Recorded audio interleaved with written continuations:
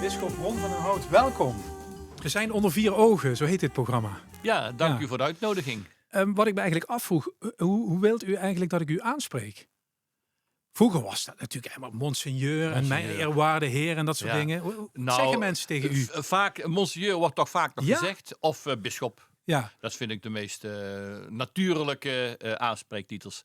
En voor degene die wat meer, wordt het ook mijn voornaam, maar dat vind ik soms ook wel heel erg ongemakkelijk. Ook wel weer. Ja, soms wel. Omdat het niet zo als bij de functie past? Is. Nee, in de setting waarin je bent of zo. Hè? Dus, maar bisschop vind ik een hele mooie titel. Ja. Want het moet natuurlijk ook wat uitstralen. Dat zal daarmee te maken hebben. De functie bisschop. Is dat ook wel een beetje, als ieder je met de voor- en met de voornaam aannoemt, dan hoeft ook niet respectloos te zijn overigens. Maar dat komt ook mij en ook op de mensen die mij zo aanspreken soms toch wel wat onnatuurlijk over. Ja, wie zegt er wel rond tegen u? Uiteraard mijn familie en mijn vrienden. Ja. En soms priesters. Oh ja? Die mij al van voor mijn tijd als bisschop kennen. Ook er is een aantal priesters hier in het bisdom die mij met de voornaam aanspreken, omdat ik die al langer ken en al langer met hen samenwerkte. Ja. Op product toen ik daar les gaf. Ja, natuurlijk. Ja, dit is Ron en directeur, die gaat dat ook wel vriendschappelijke samenwerking intussen. Dus dat is ook weer heel natuurlijk. Dat heeft ook wel iets heel natuurlijk. Iets laagdrempeligs ook in zich. Ook dat, zeker. Vindt u dat ook bij de functie horen, laagdrempeligheid? Ja, dat vind ik wel erbij horen. Maar je blijft toch altijd ook de bisschop. Dus je kunt nooit zo laagdrempelig zijn. Hoe moet ik dat uitleggen? Je blijft toch ook altijd de bisschop. Ja. Dat is inherent aan je functie. En zo word je toch ook uiteindelijk altijd wel gezien. Ja. En dat is ook wel weer, dat hoort er dan ook wel weer bij. Was het altijd een ambitie eigenlijk, bisschop worden? Nee, niet bepaald. Maar dat komt op je weg. Je wordt gevraagd en je denkt dan, ik heb eigenlijk ik heb geen goede redenen om er nee op te zeggen.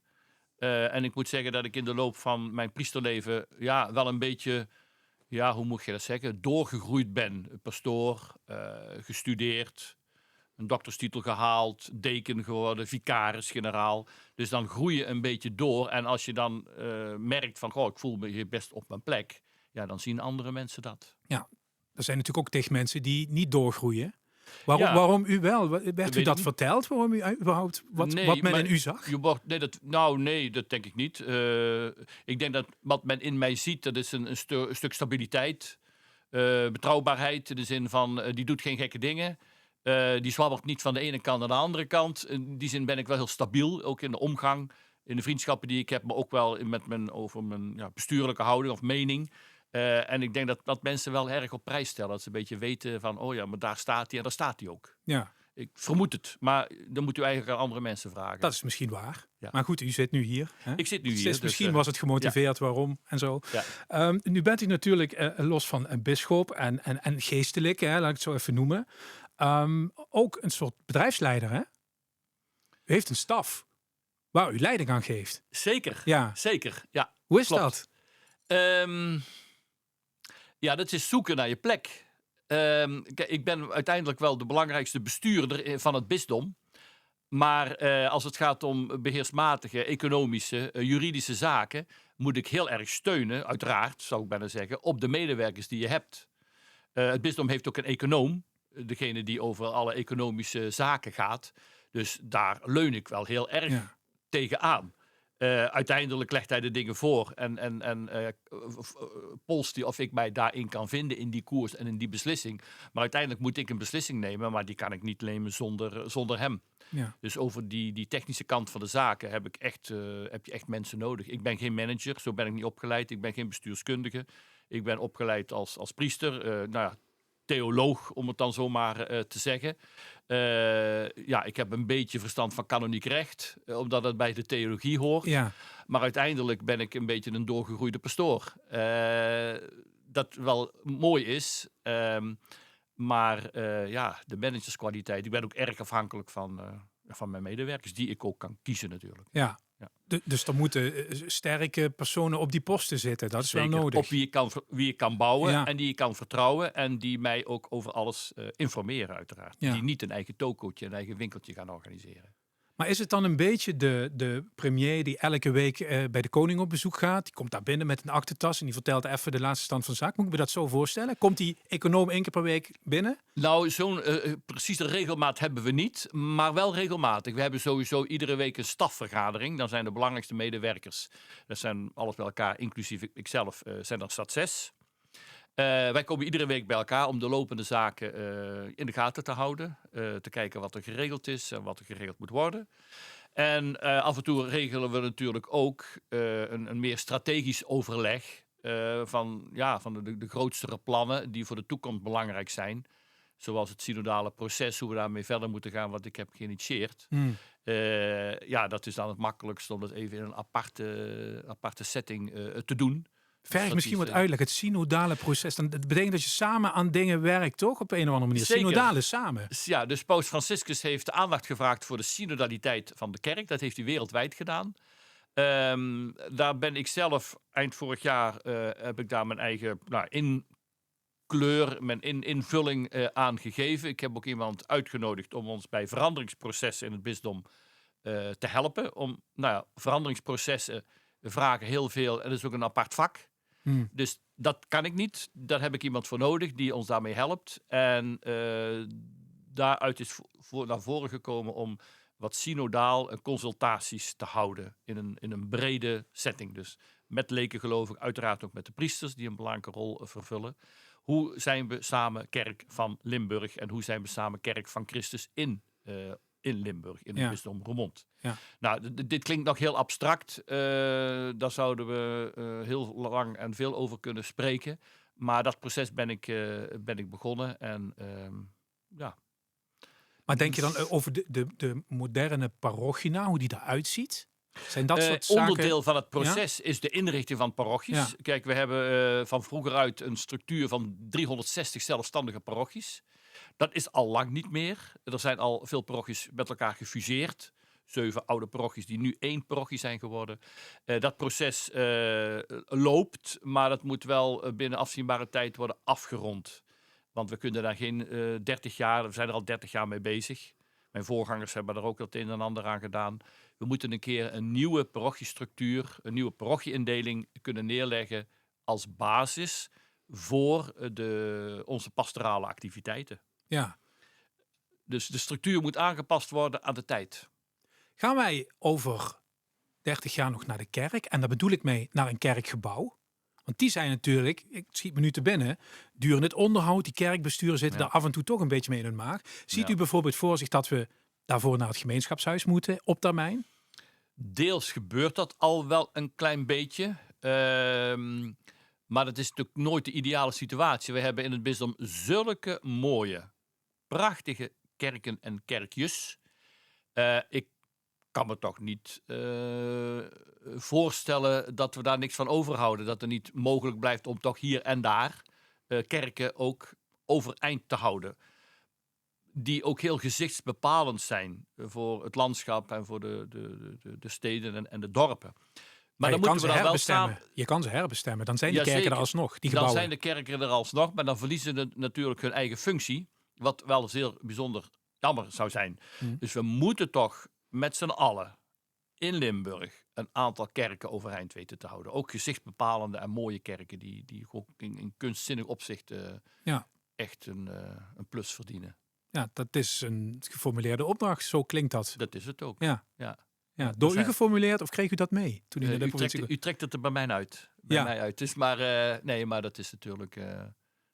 we moeten kerken sluiten, dat is evident. Maar we moeten kijken welke en welke niet. Welke willen wij. We zijn ook aan het nadenken, waar moeten we op inzetten voor de toekomst? En dan moeten we keuzes gaan maken. En dat betekent dat je anderen niet kunt meenemen, maar sommige die moeten we wel echt meenemen. Ja. En daar liggen grote uitdagingen. U komt uit Brabant, hè? Een agrarische achtergrond, tuinbouw, hè? Was het? Ik heb een beetje een tuinbouwachtergrond. Mijn vader was overigens automonteur, maar mijn familie is van beide kanten. van mijn vaders en mijn moeders kant waren agrariërs. Dus ik heb veel boeren en een paar tuinders ook in de familie. Maar u heeft zelf ook toch gestudeerd? Ik heb zelf tuinbouw? een hogere tuinbouwschool gedaan in Den Bosch. En in het vierde jaar, het afstudeerjaar, kwam het oorspronkelijke verlangen van mij toch weer boven. Om priester te worden, te willen worden. En toen denk ik, daar moet ik er nu ook werk van gaan maken. En dat heb ik dus ook gedaan. En toen ben ik na de HAS, hogere tuinbouwschool, rechtstreeks doorgestroomd. Qua studie naar het seminarie in Den Bosch. Maar u liep op de lagere school al rond van ik word priester? Ja, het oorspronkelijke verlangen? Dat was wel een verlangen dat ik toen bij mezelf Waar kwam bespeurde. dat vandaan? Wat is uw analyse daarvan? Dat weet ik niet. De kerk heeft mij altijd aangesproken. Ook ik heb nooit geen hekel gehad om op zaterdagavond deden wij dat naar de mis te gaan. Dus ik ben altijd een beetje getroffen en geroerd. Maar ja, waar een verlangen vandaan komt, zeg het maar. Dat is roeping. Laat het zo maar noemen. Ja. Maar u bent dan in die tuinbouwopleiding. En op een gegeven moment, ik moet nu toch die switch gaan maken. Ja. Was dat dan toch nog een moeilijke beslissing? Nou, het moment om te bepalen, nu maak ik er werk van, was in die zin wel een beetje moeilijk. Omdat ik daar nooit met iemand over gesproken heb. En de eerste stap die ik toen gezet heb is, ik pak de fiets en ik ben naar de pastoor van mijn parochie gegaan, Diesen. En toen heb ik het verteld. Nou, toen ben ik daarvan teruggekomen, heb ik het mijn ouders verteld. Nou, die waren zeer verbaasd. Nou, maar dan gaat het balletje natuurlijk wel rollen. Ja. Dan ga je contact zoeken. Waar moet ik dan opgeleid worden? Nou, enzovoort. Waar wil ik dan terechtkomen? Ik ben wel benieuwd naar wat de pastoor zei. Kan ik me weinig Kom van bij herinneren. de club. Nee, die reactie was misschien best wel gematigd. Ik kan me dat niet meer echt goed herinneren, moet ik zeggen. Nee. Niet zoveel indruk gemaakt. Wel heeft hij mij... Monsieur Terschuren was pas in Den Bosch.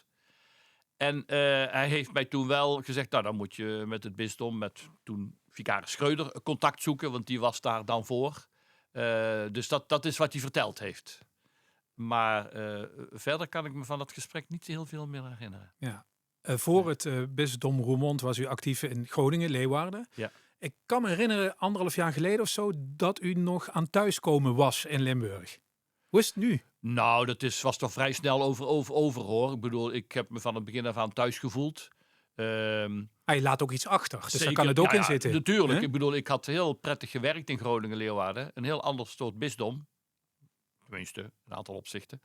Maar ik ben nu wel gewoon thuis. En ik heb me van het begin af aan thuis gevoeld en op mijn plek gevoeld. Dus dat heeft niet lang geduurd. Nee. Wordt dat binnen uw wereld eigenlijk als promotie gezien als je van Groningen-Leeuwarden naar Roermond mag? Of moet? Nou ja, Roermond is een groter bisdom. Een groter bisdom met meer parochies, meer priesters, 2 seminaries, allerlei kerkelijke instellingen, vele religieuze. Dus een grotere uitdaging. Dus als u dat een promotie wilt noemen, dan snap ik dat, ja. Ja, ik noem het zo, maar u zelf dus ook. Het is wel een blijk van vertrouwen. Want ik wist wel natuurlijk, omdat je ook als bisschop in den landen heb je ook contact met je collega-bisschoppen. Ik heb natuurlijk ook altijd contact gehad met Zwiers en zeker ook met Smeets en met de tijdelijke bestuurders die er hier waren, Stakkers en met René Maassen. Dus dan weet je wel dat men in het bisdom Roermond ook wel zit te wachten op een stuk stabiliteit en op een nieuwe bestuurder. Dus dat daar een grote uitdaging ligt, dat weet je, dat hoor je. Ja. Dus er was een periode dat er weinig gebeurde. Nou, onverklaarbare redenen. Maar dan weet je dat je iets op te pikken hebt. Hoe ambitieus bent u eigenlijk? Als je het hebt over een persoonlijk carrièrepad, laat ik het zo noemen. Nee, ik ben niet ambitieus. Nee? Nee, ik ben niet ambitieus. Althans, zoals ik het zelf inschat. Ik heb wel het idee, er wordt wel iets van mij verwacht. Dat voel ik wel. Dus ik mag niet hier op mijn lauweren gaan rusten. En de zaak maar overlaten aan de vicaris en aan de econoom en zelf. Nee, ik voel wel dat er van mij iets verwacht wordt. Maar ja, dat goed, je komt hier dan aan, kan ik me zo voorstellen. En krijgt 15.000 tips. Daar zou ik beginnen, misschien moet je zus zo. Daar moet je zelf iets uit gaan halen dan. Wat is dat geworden? Daarvoor ga je eerst rondkijken. Ja. Dat heb ik 1,5 jaar gedaan. En dan kom je erachter dat er eigenlijk op heel veel terreinen veranderingen in gang moeten worden gezet. En een belangrijke beslissing die ik toen heb genomen, dat via een tip komt dan zoiets, iemand ingehuurd om veranderingsprocessen mee te helpen opstarten. Nou, dat is denk ik wel een hele fundamentele beslissing die ik heb genomen. Een soort coach. Ja, het is ook een coach. Het is ook iemand met wie ik spar, ook persoonlijk. En dat heb je ook wel nodig, want het is wel een eenzame positie in een bepaald opzicht. Er zijn beslissingen die ik helemaal alleen zelf moet nemen. Er zijn heel veel beslissingen die ik kan nemen in collegialiteit met mijn medewerkers. Maar soms moet het echt helemaal van mij komen. Ja. Hoe gaat u daarmee om? Want dat is natuurlijk ook iets waar je wel een beetje tegenop kan zien. Nou, Morgen moet ik iets gaan vertellen of communiceren. Of... Ja, maar dat zijn dan vooral beslissingen op het bisdomniveau. Hè. Kijk, Ja. de beslissingen naar de parochies toe. Welke parochies samen moeten gaan werken. Welke kerk gesloten zou moeten worden. Of benoemingen. Dat zijn allemaal zaken die ik met mijn medewerkers kan bespreken. Die nemen daar ook trouwens het voortouw in. En nemen mij mee in het denkproces. En dan kom ik op het einde nog om de handtekening te zetten. En te zeggen van ja, inderdaad, zo gaan we het doen. Ja. Maar dingen op het bisdomniveau, zoals het vragen van een veranderingsdeskundige, dat is toch wel echt mijn beslissing geweest. Ja. Ik heb al even gepolst, maar dat voel je wel, dat moet ik echt zelf beslissen. En God, doet die nog wat voor u bij dit soort zaken? Dat is een interessante vraag. Ja, ik denk het wel, maar het zal op het eind, als ik hem tegenkom straks, dan zal ik het hem vragen hoe hij mij geholpen heeft. Ja, je leeft vanuit het geloof. Je leeft vanuit een beschikbaarheid. Vanuit een overgave aan God en aan de kerk en aan de mensen. En ja, daar word je dan door gedreven, denk ik. Ik bedoel, ja, ik kan niet de vinger leggen op van toen heeft de Heilige Geest mij bijgestaan. Of Nee. toen heeft de Heilige Geest mij die beslissing ingegeven. Ja, zo simpel kan ik dat niet verklaren. Maar het kan ook vrij praktisch zijn in die zin dat je in een gebed een bepaalde rust over je heen krijgt die zorgt voor voortzetting van een gedachtegang. Ja, of zo. dat zo. Nou ja, vaak gebeurt het als ik aan het wandelen ben, dat, Oh ja. dat dingen doordringen. Oh, ik moet dit doen, ik moet dat doen. Oh, wacht, even opschrijven. Als ik thuis ben, dan moet ik het wel onthouden. Ook in die wandelingen bijvoorbeeld, of in gebed inderdaad. Ik bid iedere dag, probeer iedere dag een half uur te mediteren met een evangelietekst. Dan kunnen je wel dingen invallen die net het heldere licht geven op een kwestie. Of, Ja, wandelt u alleen? Meestal. Soms met iemand mee. Ja. Ja. Ja, nou, je moet natuurlijk in uw functie, überhaupt denk ik als priester, wel goed alleen kunnen zijn ook. Ja, dat gaat wel. Ik ben natuurlijk... Klinkt niet heel enthousiast. Nou ja, ik heb graag mensen om me heen, daar niet van. Dat klopt ook, maar ik kan op zich ook wel goed alleen zijn. En je bent er wel in opgegroeid en je hebt er ook wel bewust voor gekozen. Dus ik realiseer me heel erg dat iemand die getrouwd is en ook op hoge leeftijd man of vrouw verliest, dat die in een totaal nieuwe situatie terechtkomt. Maar ja, ik ben altijd alleen geweest. En ook door de wijding als priester ben je altijd wel alleen en zelfstandig door het leven gegaan. Ja. Ik heb wel altijd tot nu toe met anderen samen gewoond in een pastorie, in een bisschopshuis. Dus praktisch gezien had ik wel altijd mensen ook om me heen. Ja. Bent u nieuwsgierig wel eens naar het andere leven? Het is natuurlijk een vrij specifiek leven dat u leidt. Dat is de keuze of roeping, daar kunnen we alles van vinden.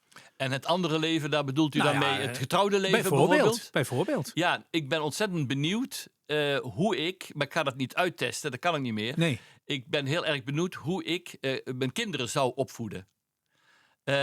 Dat vind ik... ik heb altijd graag ook wel jongere priesters wat begeleid. Ik heb al kapelaans gehad en dat vond ik altijd prettig. Om die ook een beetje wegwijs te maken in het pastoraat. Met de ervaring die ik dan heb. En ik heb wel eens het idee, hoe zou ik dat doen als ik kinderen had? Met een vrouw samen. Hoe zou ik dan die kinderen opvoeden in deze maatschappij? Waar je allerlei dingen om je heen ziet. Van denk, wat maken die er nou van? Of... dat zie je natuurlijk om je heen. Je komt ook in gezinnen. Je leest de krant, hoe het met de moderne jeugd gaat. Waar ik trouwens helemaal niet negatief over ben. Maar goed, dat zijn toch altijd een beetje de dingen die in de media soms naar voren komen. Ja. Ik ben wel eens benieuwd, hoe zou ik het eraf brengen? Ja. Ja. Ja, het is, Weet ik wel, niet. het is een hele uitdaging, kan ik u vertellen. Ja, dat denk ik, ja. Dat is niet niks. Nee. Nee, maar natuurlijk, soms denk je ook, Ja. ik ben blij dat ik ze niet heb. Hè? Dat is natuurlijk Nou, ook ellende en uitdagingen. Het bespaart me een heleboel uitdagingen, ja. Ja. Ik heb de mijne en de ouders hebben hun uitdagingen. Ja. Ja. We hebben het heel kort over het wandelen gehad, maar is dat een hobby? Ik heb dat als een soort plicht, morele plicht aan mezelf opgelegd. Dus iedere dag toch even wandelen, de benen strekken. Dat is toch wel goed voor mijn lichaam, moet ik zeggen. Ja. En ik ben geen sportman. Dat ga ik ook echt niet meer proberen. Dat heb ik wel eens ooit wat geprobeerd met zwemmen, hardlopen. Maar voorbij, ik ga iedere dag wandelen en dat is mijn beweging. Ja. Zijn er verder hobby's? Heeft een bisschop of deze bisschop daar tijd voor? Eigenlijk niet heel erg veel. Echte hobby's heb ik niet. Nou, daar staat hier een tafelvoetbaltafel buiten beeld. Zei, dat kan ik wel goed. Nou, hobby, het tafelvoetbalspel, als ik dat zie staan en Ja. er is iemand die mee wil doen, dan doe ik dat eigenlijk altijd wel graag. Ja? Dus met jongere weekends in het Groningse gingen we naar een klooster en daar stond vaak een tafelvoetbalspel. En dan nodigde ik wel deze en gene uit om dat spel mee te doen. Ja. Ja. Dus je houdt van spelletjes. Nou, een voetbalspelletje, maar verder... Ja, kijkt u ook voetbal? Nee. Nee. Nee, sorry. Nee, dat is niet verplicht hoor. Nee, dat is niet... Ja, maar nee, dat heb ik... Ik kijk ook weinig naar sport. Ja. Waar wel naar? Ik weet wel de 4 clubs dan in het Limburgse, Nou, maar goed, dat... Ja. Ja. Dat is ook niet alles. Die zouden van de hogerhand ook wel eens wat hulp kunnen gebruiken, denk ik wel als ik ze bezig zie. Maar goed. Dan zal ik voor ze bidden. Ja, dat lijkt me een goed idee. Ja, dat is een goed idee. Nee, maar zijn er dingen die u volgt, series of hoe gaat dat? Nou, Dus het studeren s'avonds. mijn guilty pleasure is Flikker Maastricht. Echt waar? Ja, dat vind ik, dat is nu weer afgelopen, maar dat kijk ik toch wel graag, moet ik zeggen. Ja. Dat houdt me echt bezig en dan vind ik spannend. Je weet altijd dat het goed afloopt, maar toch is de spanning die eventjes wel leuk is. Ja. Om te doen, ja. Een beetje slap vermaak mag wel. Ja, dat mag ook goed. En af en toe praatprogramma's hou ik een klein beetje bij als het een beetje uitkomt. Ja. Als het interessant is. En als het iedere keer weer over hetzelfde onderwerp gaat, Ja. dan zet ik het af, zet ik verder of pak ik een boek. Een bisschop is ook een mens en in de regel een gelovig mens. Maar ik kan me voorstellen dat je in de relatie met je eigen geloof, dat er pieken en dalen zijn. Waar zit u nu? Nou, wat ik aan het begin van het gesprek zei, ik ben altijd wel heel stabiel. Ook Dus hier. ja, ik heb niet zo dat ik echt hoge pieken en dalen heb in mijn geloof. Je ontwikkelt, omdat je dat ook leert op het seminarie, een bepaalde gebedspraktijken, levensritme te ontwikkelen. Dat is in het werkveld of in de parochie of in het bisdom niet altijd te handhaven of altijd te volgen. Maar je ontwikkelt wel een heel stabiele geloofspraktijk waar je ook je geestelijk leven en je gedachten wel op kunt funderen. Dus ja, ik heb niet zo dat het op en neer gaat of zo. Nee, dat kan ik niet zeggen, mag ik niet zeggen. U heeft zich nooit ook door God verlaten gevoeld? Nee, dat zou ik niet kunnen zeggen. Nee. Ik kan best vragen hebben, ook filosofische, theologische vragen. Die kan ik wel hebben. Ik heb een groot vertrouwen in de kerk. Ja. In wat die in de loop van de traditie heeft geformuleerd. En de praktijk die de kerk heeft ontwikkeld. Daar kan ik echt op bouwen en op meeleven. Met alle vragen die daar wel bij horen en door de moderne samenleving ook worden gesteld. Ja, maar kunt u mensen leren hoe ze zich niet door God verlaten voelen? Misschien is dat wel een soort van raison d'être bijna van een bisschop of van de kerk aan zich. Dan moet je met de mensen gewoon in gesprek. Ja. En naar ze luisteren. Dat ze zich sowieso kunnen uiten over waar dat dan zit of waar dat dan mee te maken heeft. Ik denk de eerste opdracht dan, ook van priesters in hun parochies, als mensen met dit soort vragen zitten, is gewoon naar hun levensverhaal luisteren. Dat is het allerbelangrijkste. Ja, omdat het vaak gaat over persoonlijke problemen, ellende. Ja, nou ja, zeker. Maar het luisterend oor van een priester is dan denk ik de eerste pastorale opdracht die hij heeft. Ja. Dus en eigenlijk empathie is dat. Empathie. Ja. En er kan een advies uitkomen of zo, maar soms ook nog niet eens. Soms is het luisteren al heel erg belangrijk voor mensen, dat ze zich gehoord en gekend voelen. Ja, nou dat zal ook misschien aan tijdsbeeld onderhevig misschien wel een beetje veranderd zijn. Misschien werd er vroeger veel makkelijker gezegd, je moet gewoon even goed bidden vanavond en dan voel je je weer rustig. Misschien is dat nu anders. Alle impulsen die er zijn tegenwoordig. Niet elke priester reageert natuurlijk hetzelfde op pastorale nood of pastorale vragen. Er zullen ook wel priesters zijn die wat meer directief zijn. Dat kan ook heel goed uitpakken. Maar er is dus wel veel vrijheid. Je mag ja, jezelf zijn. Zeker, pastoraat is ook wel een beetje... De ene priester heeft meer talent voor dit en de andere meer voor dat. Dus dat wisselt natuurlijk ook. Iedereen heeft toch een beetje ook een eigen aanpak. Dus, Ja. ja. U heeft de paus ontmoet. De huidige paus nog niet. Staat dat op het verlanglijstje? Zeker, maar als het goed is gaan we over een aantal jaren weer naar Rome met alle bisschoppen van Nederland voor het Ad Limina bezoek. En dan zullen we hem ongetwijfeld treffen. Wanneer dat zal plaatsvinden, weet ik nog niet. We zijn er een paar jaar geleden geweest bij Franciscus. Hoe gaat dat eigenlijk? Even een handje geven? Of is het een soort netwerk? Nee, de ontmoeting met de paus is een audiëntie. Ja. En met de vorige paus, dus de paus Franciscus, werden we uitgenodigd op het Apostolisch Paleis. Dan zitten we in een zaal, in een kring. En de paus die zegt, althans deze paus toen, zegt van nou, stel maar vragen, maak maar opmerkingen. Wat willen jullie weten? Waar willen we het over hebben? Dus geen protocol, geen toespraken. We hebben het gewoon over het geloof en over de kerk en over jullie werk. Ja. Dus dat was een tamelijk vrij gesprek van 1 uur en 3 kwartier. Ga je dan voorbereid naar binnen? Had u een aantal vragen in het hoofd? Min of meer in mijn achterhoofd. Wat heeft u hem gevraagd? Ik heb op het einde nog, ik had me zeer bescheiden opgesteld, maar op het einde begon hij zelf over de priesteropleiding. En over het aannemen van priesters. En hij vroeg hoe dat in Nederland ging. En toen heb ik nog zelf een vraag gesteld over hoe het met de priesteropleidingen in Nederland verder moet. Ja. En wat de paus dan doet, legt het netjes bij ons terug. Daar moeten jullie samen over hebben. Ja. U heeft zich bescheiden opgesteld daar. Was u ook een beetje starstruck, zoals dat heet? Dat woord ken ik niet. Daar is de paus. Ik val even stil nu. Alsof je Michael Jackson op straat tegenkomt, zal ik maar even zeggen. Als bisschop heb je dat niet. Nee, is dat, hoort dat? Nee, ik heb in de paus Johannes Paulus II toch 2 of 3 keer ontmoet, een hand gegeven. De kardinaal Ratzinger, toen hij nog geen paus was, heb ik een keer de mis meegedaan. Dus dat valt wel mee dan. Toch zijn bijzondere momenten daar niet van. Je vergeet het nooit meer. Nee, je vergeet het niet. En er is ook een foto natuurlijk die je laat afdrukken, die je krijgt en die je bewaart en die je ophangt. Dat zijn natuurlijk bijzondere momenten, ook om het te laten zien. Ja. Maar ik kan me voorstellen dat voor sommigen is die gang naar de paus natuurlijk vele malen langer om daar te komen. Ja. Dus ja. Heeft u er stiekem of niet wel eens van gedroomd om zelf paus te worden? Nee. Nee? Dat past niet bij de bescheidenheid? Of is dat, lijkt u dat een vreselijke baan? De verantwoordelijkheid die ik nu draag groot genoeg is. Om, ja? Ja. En ik ken te slecht Italiaans. Nou ja, dat is wat aan te doen, toch? Ja, maar als je 60 bent van geweest, dan is dat wel voorbij. Is die tijd wel over. Ja. Ik zag u nog bij de Passiespelen. De première was u uitgenodigd. In volle ornaat. Met toch ook wel een vrij kritische beschouwing even zo. Ik geloof bij de collega's van Omroep Venlo. Zijn dat soort spelen wel nog belangrijk? Dragen die ook bij aan uw werk? Ik denk het wel. Kijk, ik kijk er aan naar met mijn eigen ogen. Die zijn gevormd door de vertrouwdheid die ik heb met de Bijbel. De Bijbelse boodschap, het passieverhaal van Jezus. Met mijn eigen theologische ogen kijk ik daarnaar. Dus ik heb daar zo mijn opmerkingen over wel geventileerd. Ook ten aanzien van het stichtingsbestuur natuurlijk verantwoordelijk is. En ik weet dat heel veel mensen niet met die ogen kijken zoals ik kijk. U bent wetenschapper. Ja. Nou, wetenschapper niet zozeer, maar ik bedoel, je hebt wel theologie gestudeerd. Ja. En dat ook de andere priesters zullen met die ogen kijken. Maar de meeste mensen, gewone katholieken zal ik maar zeggen, kijken niet met die ogen.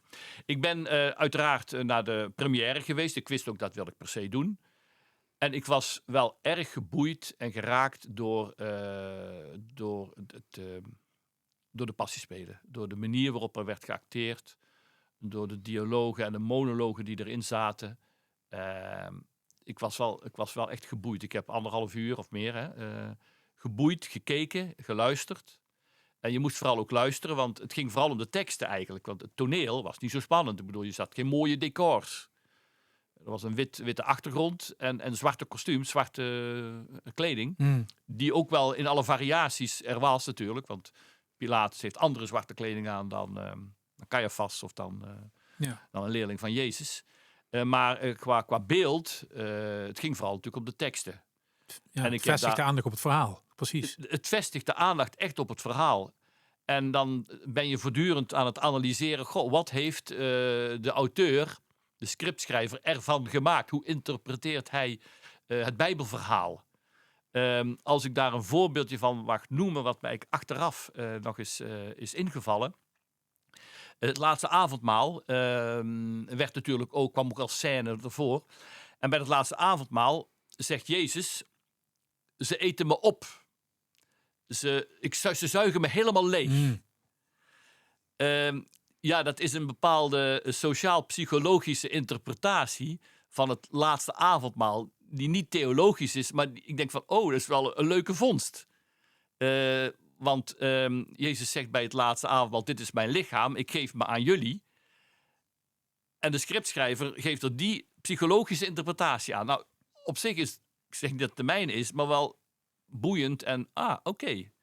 Je kunt het ook zo zien. Ja, dat is de vertaling naar nu. En dat vond ik interessant. Dat zal voor veel mensen een eye-opener zijn. Denk van, als ik het zo beleef, dan kan ik het snappen. Ja. Nou, dat kan misschien voor de kerk ook nog wel wat opleveren. Ja, we zullen zien. Jezus heeft natuurlijk geleverd in zijn leven. Die zal er ook kwistig met energie gestrooid hebben. Dat kan niet anders. Die werd voortdurend gevraagd, werd overal bijgeroepen, kon zich niet terugtrekken, want werd weer op middel gesignaleerd en moest weer optreden.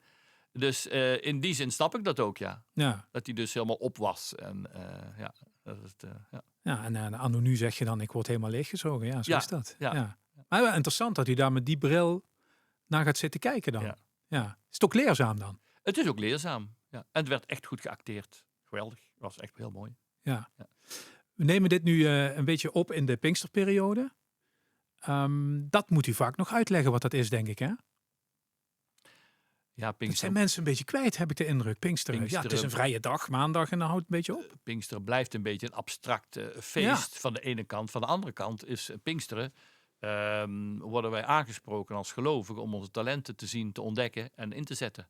Ja. Wat we dan in de kerk de charismata noemen. Ieder heeft een eigen charisma, heeft een eigen talent. En de Heilige Geest is juist degene die ons motiveert om die talenten in te zetten en te gebruiken voor het opbouwen van de kerk en de samenleving. In die zin is het natuurlijk helemaal niet abstract. Het gaat om bevlogenheid. Het gaat om bevlogenheid, het gaat om passie. Ook al kun je de geest niet zien, maar je kunt ook God niet zien. Maar het gaat natuurlijk om de opbouw van een concrete wereld en een concrete kerk. Ja. Dus in die zin is het ontzettend belangrijk. Het feest van de Heilige Geest is ook het feest van het geboortefeest van de kerk. Dus is het wel heel concreet. Is Pasen het mooiste feest voor u? Pasen blijft wel het mooiste feest. Zeker ook met de verschillende vieringen die van goede Witte Donderdag, Goede Vrijdag, Paaszaterdag, Paaszondag. Die 4 dagen, die 3-4 dagen in een cyclus, zo uiteengesponnen. Als eigenlijk één totale viering blijft ieder jaar toch echt wel het hoogtepunt van het kerkelijk leven. Ja. We hebben nog een paar maanden om ons daarop te verheugen, dat weer wel. Het duurt nog even voor het weer Pasen is. Het is pas geweest, hè? Dus, Daarom. We gloeien nog na. Eerst komt Kerstmis nog. Dat is het. Maria ten Hemelopneming. Nou, we hebben nog allerlei mooie feesten, ook deze zomer. Nou, ga ervan genieten. Zal ik doen. Dank voor uw tijd. Graag gedaan.